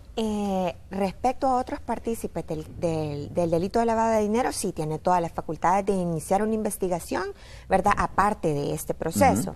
Pero puntualmente, respecto de este proceso y por la fase en la que estamos, la Fiscalía ya no puede continuar pidiendo otra información que no esté ya mencionada en este caso. Lo que sí tiene un papel crucial, por ejemplo, es en presentar el reporte de operación sospechosa, que sabemos que existe, y también el informe de inteligencia financiera, que son dos documentos importantes a la hora de hablar del delito de lavado de dinero, y que hasta ahora la Fiscalía ha estado ocultando esta información, ¿verdad? ¿Con qué fines? Ocultando la información. Sí, porque sabemos que existe. De hecho, en noviembre, los auxiliares fiscales, en noviembre del 2014, cuando el proceso estaba en el Juzgado Primero de Instrucción, presentan en sobre cerrado ese informe proveniente de FinCEN, ¿verdad? Y en enero de este año, el fiscal general envía una carta, ¿verdad?, firmada por él mismo, y pide el retiro de ese sobre. Incluso dice que se destruya cualquier copia que exista de ese sobre. Gravísimo, ¿verdad? El juez atiende esa petición sin previa consulta de las partes, ¿verdad? A nosotros no nos preguntó en ningún momento cómo ¿Nadie supo el contenido de ese sobre? Excepto la Fiscalía, supongo, ¿no? Solamente la Fiscalía. De hecho, a nosotros como FESPAD y a ISD mandó unas cartas donde dijo que si nosotros no callábamos, no parábamos de pedir ese informe y el ROS, podíamos ser procesados penalmente. ¿De dónde venía específicamente ese sobre, Berta? Ese sobre era información proveniente del FinCEN, que es el Financial Crimes Enforcement de Estados Unidos, que recaba información financiera de los estados miembros, digamos, del Grupo de Acción Financiera Internacional, que tiene que ver con el delito de lavado de dinero.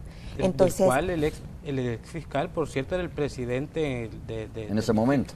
Era el presidente. Entonces nosotros insistimos, mire, entreguen esa información. Hasta la fecha nosotros le hemos pedido 7 veces. El juez le ha ordenado al fiscal, presente esa información. Pero está destruida, dice, ¿no? La mandó a destruir cualquier copia también. Entonces está destruida esa información, pero se puede volver a pedir, solicitar esa información. Sí se puede, sobre todo porque no es información nueva, ¿verdad? Sino que eso se viene anunciando desde que comenzó el caso, ¿verdad? Oye, esto es un poco especulativo, pero ¿qué presumen ustedes que contenía ese sobre? Fíjate que la misma ley de lavado de dinero y activos acá y los protocolos de lavado de dinero y activos internacionales que el GAFIC y las recomendaciones que la FIC ha elaborado establecen que cuando hay un reporte de operaciones sospechosas, por decir algo, Romeo Lemus depositaba $1,000 mensuales y de repente deposita $1 millón. Entonces es un incremento demasiado grande. Hay un reporte de operación financiera del sistema financiero mundial que están acuerpados en esta institución y lo reportan en este caso a FinCEN. FinCEN recolecta la información y según lo establecen los documentos que te acabo de mencionar, hay señalamiento de la persona que ha depositado, la persona que ha recibido, la persona que hizo el cambio, si es que es en cheque, la cantidad, las cuentas, los países, es decir, una información bastante completa que te puede permitir ubicar o dar líneas de seguimiento a este delito. Óscar, me parece que es pertinente esta pregunta. Esa información que fue a juicio de ustedes, bueno, según lo están diciendo ustedes, destruida y retirada por la Fiscalía General de la República, ¿es fundamental para determinar el destino de los otros 5 millones de dólares? Probablemente se podría establecer que el expresidente Flores o alguna otra persona allegada o delegada por él haya ido a cambiar un quinto cheque a otro país, no a Costa Rica. O a depositarlo. O a depositarlo, o hacer alguna transferencia de cable gráfica o en alguna cuenta offshore, como ha sucedido con estos 4 cheques. Entonces, el ex fiscal general dice, no, se retira esta información, pero alegando una sanción impuesta por el Departamento del Tesoro de Estados Unidos, que iban a sancionar al país y que no iban a brindar más colaboración en temas de lavado de dinero. ¿Se comprobó esto realmente? Nosotros solicitamos a la Fiscalía que nos dieran un documento, copia o original donde estaba esa sanción. Fuimos al Instituto incluso de Acceso a la Información Pública para hacerlo vía administrativa, se hizo vía Cancillería, no se ha logrado la respuesta. El Instituto de Acceso a la Información corroboró que efectivamente existe este documento de inteligencia financiera, pero la Fiscalía se ha negado hasta el momento a entregarlo. Bueno, corroboró que existe, pero ¿existe esa carta preventiva de parte del gobierno de los Estados Unidos? La Fiscalía no lo ha presentado, diciendo que el país va a ser sancionado. Al instituto, ni siquiera al mismo Instituto de Acceso le ha presentado esa sanción. A ver, hay 2 temas que vamos a abordar antes. Uno es la decisión del juez de haber enviado a Bartolinas, al expresidente, que me parece un poco, digo, de alguna manera irrelevante, ¿no? Porque es una decisión del juez. Pero una pregunta que no quiero que se me olvide es cuál ha sido la participación de los Estados Unidos en este caso. Concretamente, Berta, ¿ha habido colaboración? Sabemos que ha habido colaboración del gobierno de Taiwán, sabemos que se ha rastreado información en Costa Rica, Bahamas, etcétera, pero concretamente Estados Unidos, ¿cuál ha sido el papel que ha jugado en esta investigación? Mire, realmente yo creo que con haber proporcionado ese informe de inteligencia financiera es clara la colaboración de los Estados Unidos en ese punto. De hecho, una de los impedimentos que aduce el fiscal para ocultar esa información es una supuesta sanción impuesta por Estados Unidos. Esa sanción solo él la ha visto porque no la ha incorporado en el proceso para justificar o al menos analizar si procede o no esa justificación que da, ¿verdad? Entonces yo creo que el gobierno de Estados Unidos con este informe pues ha colaborado. Que la Fiscalía lo oculta es otro problema en lo que ya Estados Unidos no tiene incidencia, ¿verdad? Entonces, pero sí es bastante delicado ese tema de ocultamiento de información por parte de la Fiscalía. Claro. Bueno, Óscar, ¿tenía razón el juez o tiene razón el juez el haber enviado a prisión a una Bartolina, pues, al expresidente Francisco Flores? ¿Habían elementos suficientes? Porque dijo el abogado defensor, mire, ¿por qué me lo está mandando a una Bartolina? Hombre, si el hombre se porta bien, o sea, está en su casa viendo tele, está vigilado por la policía, no ha tratado de escaparse, excepto aquella vez que se denunció que trató de escapar vía frontera terrestre, pero por lo demás, un comportamiento que no ameritaba ser enviado, según ellos, a la Bartolina de la... Pues precisamente el Código Procesal Penal establece cuáles son las causales para poder decretar la medida más gravosa en este caso, que es la detención provisional. Una de ellas es el peligro de fuga. Recordemos que el expresidente, si bien dice el defensor, se presentó voluntariamente, discúlpeme, pero no se presentó voluntariamente, estaba siendo perseguido con una difusión roja internacional. Entonces, de un momento a otro iba a ser capturado y él se presenta porque quizás ya estaba acorralado. Entonces, no puede alegar que por eso ya no hay peligro de fuga. Y luego, si se trató de escapar a Guatemala, escondido en una camioneta, fue encontrado por las autoridades de migración, y posteriormente a un citatorio de una asamblea legislativa, de una comisión especial, no comparece, ¿cómo se presume que va a tratar de actuar cuando se le está incluyendo un delito tan grave como el de lavado de dinero y cuando se ha llamado a un juicio en el cual probablemente pueda determinarse su responsabilidad? Entonces el juez considera que el peligro de fuga, el periculum in mora, todavía está presente. Un segundo elemento es el tema de la salud. Cuando se decretó la detención en arresto domiciliar, el juez primero de instrucción decretó que por el estado de salud y por la necesidad de un tratamiento específico, era necesario que estuviese guardando detención en su casa. El juez Levis y Telmiro Orellana. Entonces ahora el juez le solicita un informe a los médicos tratantes y a los médicos de medicina legal y resulta que en estos últimos 10 meses el expresidente ha ido a solo 4 tratamientos, 5 tratamientos. Entonces la salud ya no está en un estado tan grave como en aquel momento. Entonces las situaciones que llevaron a decretar el arresto domiciliar han cambiado y en base a eso el juez dice, bueno, que váyase a se prisión. la detención provisional. Vamos a hacer la última pausa. Cuando regresemos, no quiero que se me escape esto que es importante. Bueno, esto es batear en Grandes Ligas, ¿no? Y lo digo muy francamente, las personas que han valorado muy positivo el papel de la querella, en este caso, dicen, bueno, estas personas están poniendo todo ese esfuerzo en esto, a pesar de que ha habido algunas instituciones que han querido apartarlos de esto. Tengo que preguntarles cuando regresemos si esto no ha significado para ustedes algún tipo de amenaza. Vamos a hacer la pausa y regresamos.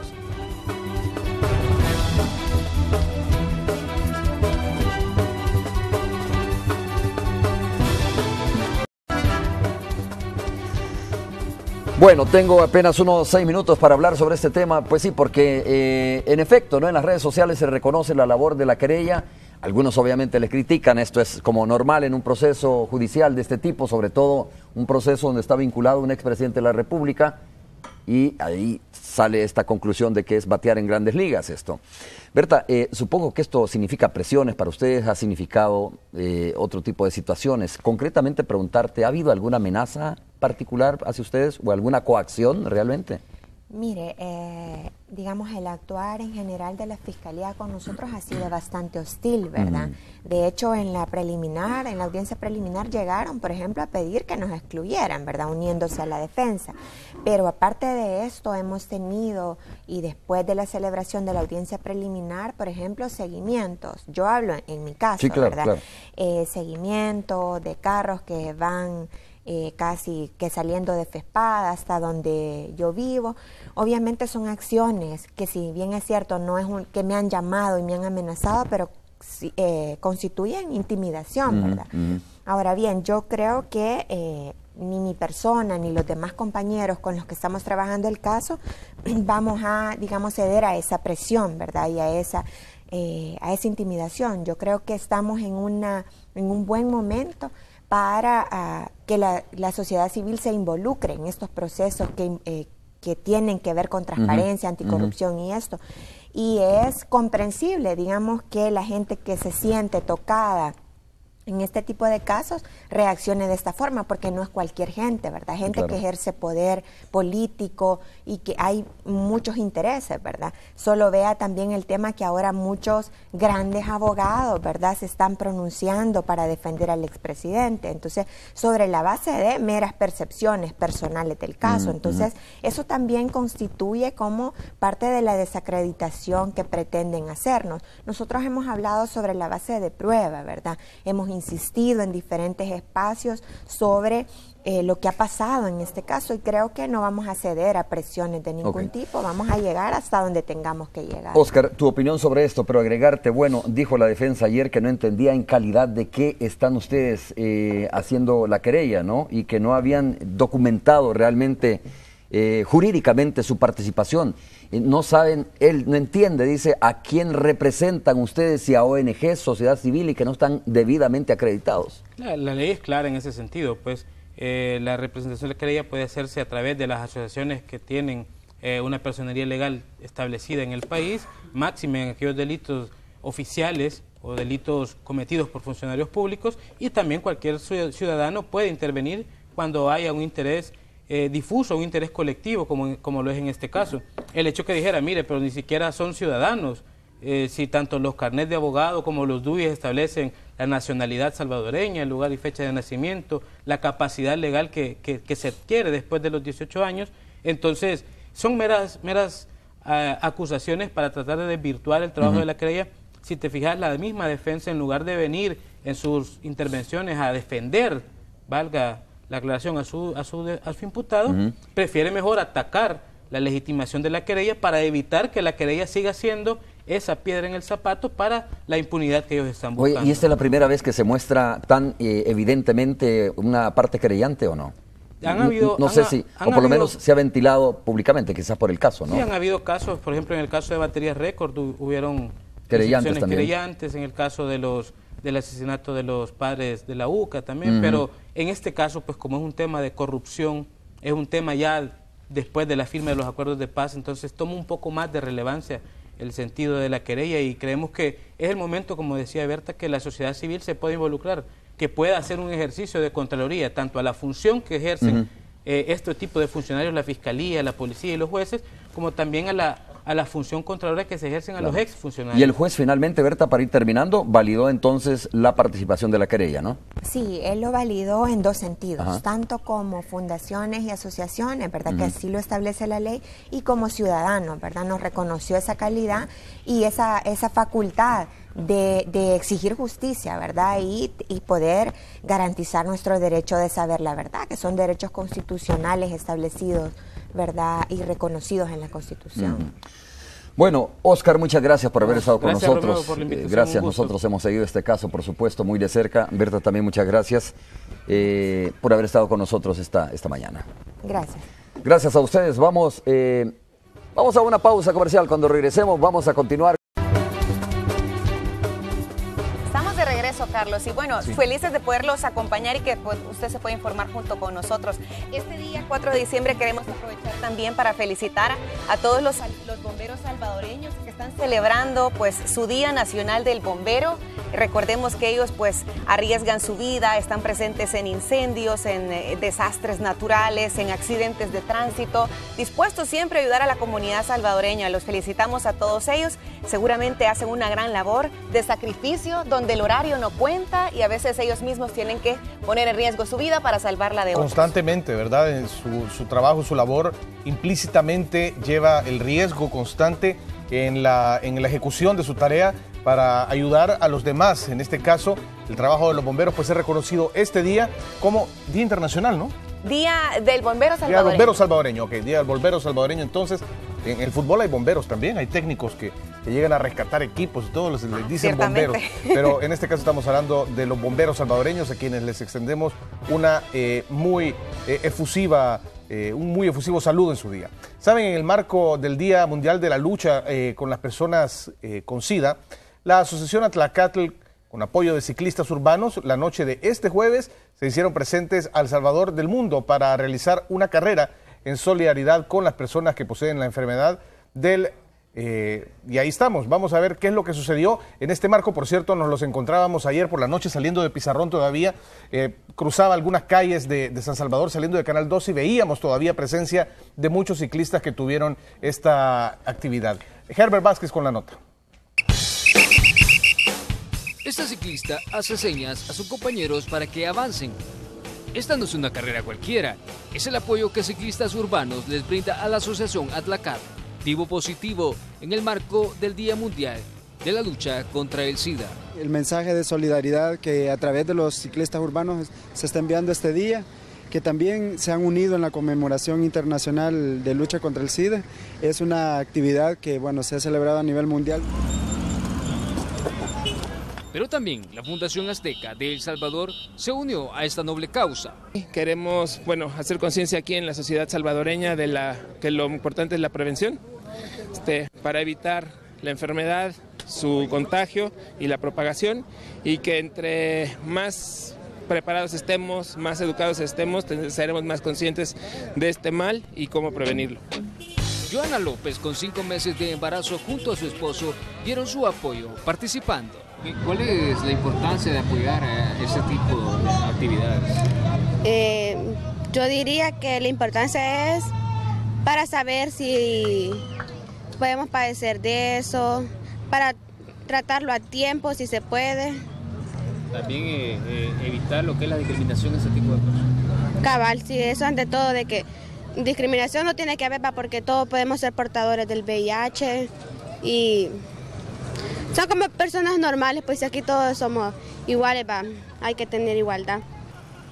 Con este tipo de actividades lo que se busca es hacer conciencia a la sociedad y es necesario brindar apoyo a las personas que portan el VIH. El recorrido se realizó saliendo del Parque Cuscatlán, Salvador del Mundo, Paseo General Escalón y finalizando en el Monumento a la Constitución. Con imágenes de Carlos Cabrera, este es un informe de Herbert Vázquez. En horas de la noche de este jueves, un vehículo fue incendiado en el Boulevard Luis Poma. Los detalles a continuación. Una llamada al sistema 911 de la policía alertó a las autoridades que en el Boulevard Luis Poma había un automóvil en llamas. Tanto agentes como cuerpo de bomberos llegaron al lugar. Lo pasaron y les avisaron que estaba encendido. Alguien habló al sistema de que estaba un carro en llamas acá. Ya cuando nosotros venimos estaba así el carro. Se coordinó con bomberos para que se lo apagaran. Aunque no se tiene un móvil de este hecho, las autoridades presumen que exista mano criminal debido a que no encontraron al propietario de dicho vehículo. Además, descartaron que en el interior de este se encontrara algún cuerpo. No hay nada ahí, pues nosotros esperábamos ver algún cadáver ahí, pero no. Propietario no, tampoco en el lugar. No se encontró nadie aquí en el lugar. ¿Y por el número de placa no han averiguado ustedes? Solo se sabe que es un Jaguar, pero no sé el propietario. Al parecer es de mexicano el propietario. No, el cuerpo de bomberos realizó la inspección del automóvil. Aunque al final no se pudo determinar si hubo mano criminal o si se trató de desperfectos mecánicos. Que se dé, pudo haber sido un cortocircuito, pudo haber sido una fuga de gasolina. El punto de ignición no encontramos, pues ya estaba totalmente incendiado cuando venimos. Entonces lo demás todo sería hipótesis, ya sea un cortocircuito, ya sea que hubiera tenido algún desperfecto mecánico. Porque Las autoridades dicen que los delincuentes aprovechan lo solo y lo oscuro de la calle para cometer sus fechorías. El colmo del caso es que este siniestro se registró a escasos pasos de donde la policía mantiene un control vehicular. Este es un informe de Edgardo Portillo. A las 7:35 de la mañana saludamos a Víctor Mengíbar, que se encuentra en la Ceiba de Guadalupe. Víctor Hugo, ¿cómo estás? ¿Cómo está el tráfico? Contanos porque comienzan preparativos, ¿no? Sabemos que pues es cuestión de días para que estén instalados ahí comerciantes, ventas y demás. Adelante. Muy buenos días, efectivamente a esta hora de la mañana nosotros nos encontramos desde la carretera panamericana a la altura de la Ceiba de Guadalupe. Como usted lo mencionaba, ciertamente ya se han comenzado a instalar los vendedores para celebrar la próxima fiesta de la Virgen de Guadalupe. Esto ha ocasionado dos cosas. En primer lugar, como podemos ver en las imágenes, está el cierre que se ha dado de buena parte de las aceras por unos barriles que se han colocado. Y en segundo lugar, esto ha provocado que la parada de buses que tradicionalmente se colocaba y se ponía abajo de la pasarela, que servía para que cientos de personas pudieran abordar el sistema de transporte público, lo pudieran hacer. Por lo que nosotros consideramos que esto ha afectado, las personas tienen que caminar buenas cuadras para poder abordar el sistema de transporte que tradicionalmente lo hacían de este lado. Podemos ver un tráfico lento a esta hora de la mañana, por lo que mencionábamos los buses, a pesar que están los barriles rojos que ustedes pueden ver en las imágenes, los buses hacen la parada de buses donde ya estaba acostumbrado, primero por la petición de la gente y segundo un poco por comodidad, aunque esto no sea legal, pero bueno, el problema es que esto está ocasionando un tráfico lento a esta hora de la mañana. Lento, pero se circula, que es lo importante. Muchas gracias. Víctor, platicábamos aquí sobre cómo va a complicar esto el tráfico. Si bien es cierto, es una actividad de fin de semana, pero sabemos que vienen los días en los que se va a restringir un poco el tránsito frente a la Basílica de Guadalupe, y sabiendo que está restringido en el redondel de Naciones Unidas y que todo se ha cargado para la Panamericana, ¿te imaginas cómo se va a poner eso? Increíble, pero bueno, ahí estarán las ventas. Un saludo, Víctor, gracias. Gracias a ustedes, buen día. Bueno, y en otro tema, una persona se accidentó luego de perder el control de su vehículo y terminó impactando contra un poste del tendido eléctrico. El hecho se registró en el barrio San Jacinto, en la calle Antigua que conduce hacia San Marcos. La persona lesionada fue identificada como Edwin Serrano, de 37 años, quien fue trasladado a un centro asistencial. Según las autoridades, todo apunta a que el conductor se durmió y por tal motivo sufrió el accidente que, gracias a Dios, no dejó pérdidas humanas. Al llegar acá encontramos de que, ¿verdad?, no estaba completamente atrapada porque no fue necesario ocupar equipo hidráulico, ¿verdad? No, que con una maniobra ahí manual se pudo liberar. Solo utilizamos ahí una camilla rígida para poder liberarlo. ¿Él iba consciente? Iba consciente.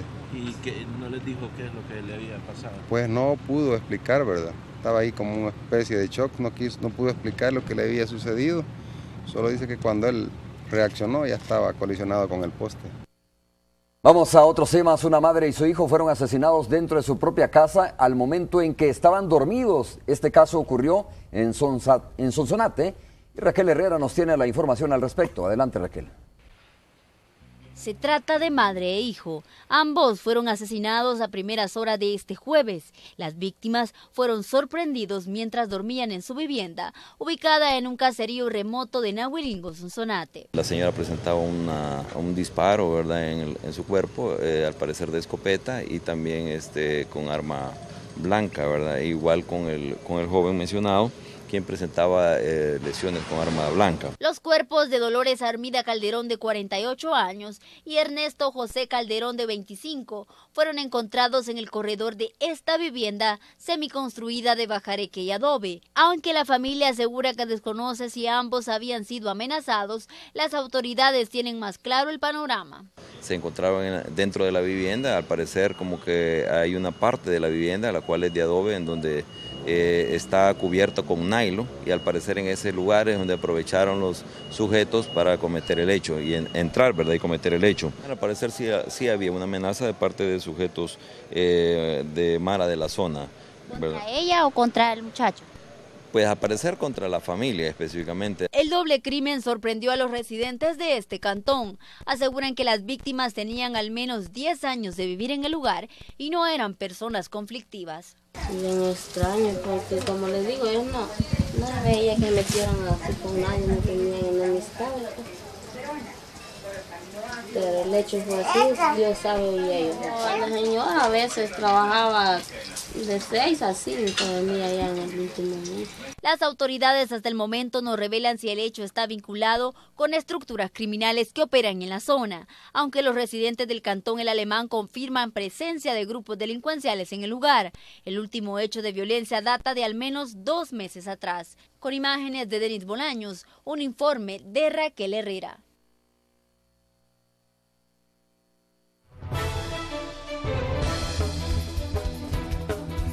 A esa hora de la mañana, informaciones de desarrollo. Alejandra Canales nos tiene los datos. Alejandra, buenos días, adelante. Así es información de desarrollo. A esta hora de la mañana las instalaciones del RNPN han amanecido cerradas, según lo que nos han informado, y como estamos verificando, en ese momento se ha iniciado una medida de protesta de los empleados. Entendemos que es por prestaciones, por falta de prestaciones, pero me acompaña parte del sindicato que nos va a ampliar más los detalles. Estamos en vivo para Noticiero Hechos, comenten. Sí, buenos días. Nosotros como Sindicato de Trabajadores del Registro Nacional de las Personas Naturales estamos ejecutando esta acción de hecho por varias violaciones a los derechos laborales que está cometiendo la administración precedida por la licenciada María Margarita Velados Puentes y su gabinete. A la vez, la Junta Directiva a este proceso les ha dado larga. Así, por ejemplo, han venido y no hacen promociones internas. Libre de eso, lo que ellos han ejecutado es una contratación masiva de nuevos empleados. Nosotros no nos oponemos a esas contrataciones, pero sí se deben de agotar los puestos internos en favor de los trabajadores que ya estamos en la institución. Por otra cosa es de que remueven al trabajador y estando en el nuevo puesto no le dan la plaza de la que ellos están desarrollando. Lo que rebasó el vaso es que viene la presidencia, no obstante, habíamos quedado de acuerdo el año pasado, 2014-2015, sobre la nivelación. Nosotros la propusimos en el mes de julio y la Junta Directiva la dio de recibida y esta se la pasaron a la licenciada Velado y ella se la dio al director ejecutivo, quien solamente hizo un resumen, no hizo un análisis.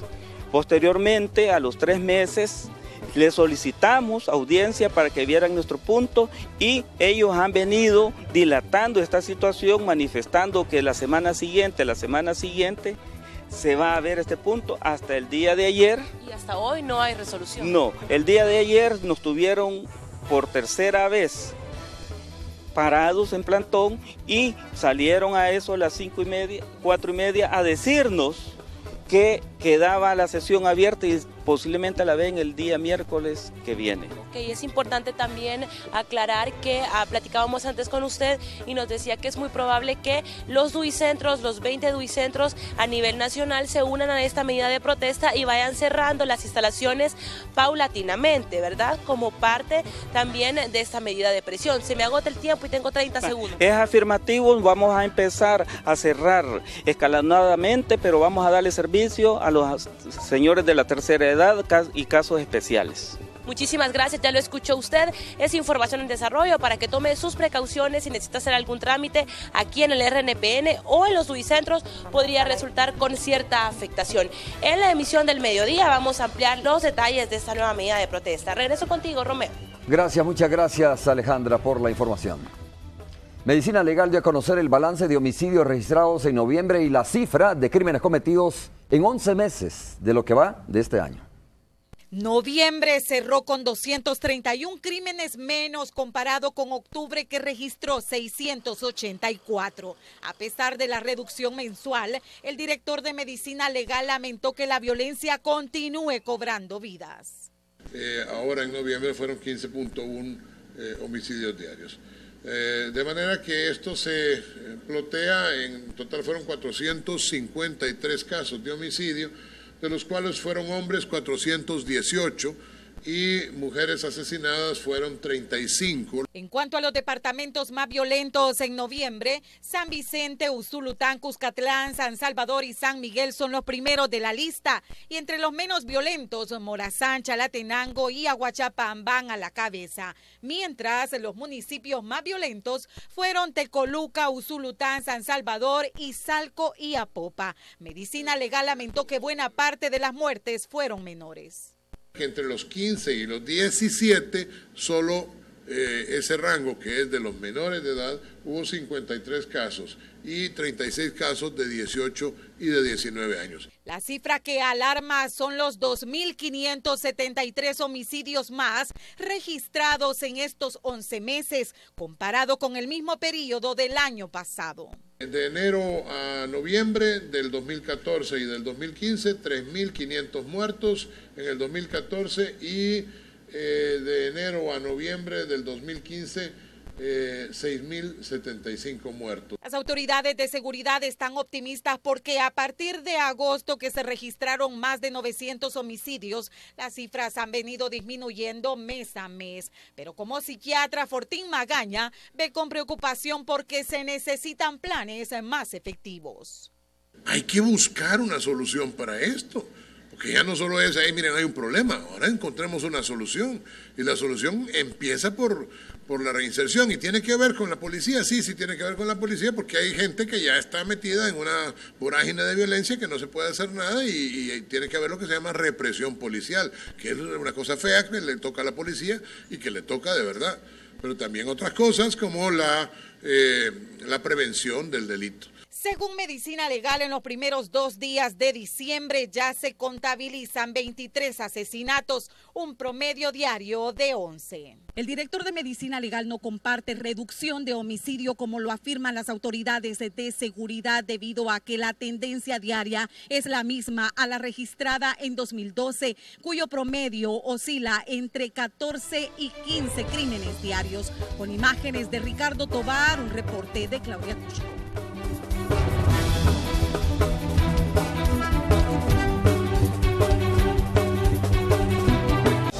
En Super Selectos tenemos buenas noticias, bajamos los precios y mejoramos las ofertas.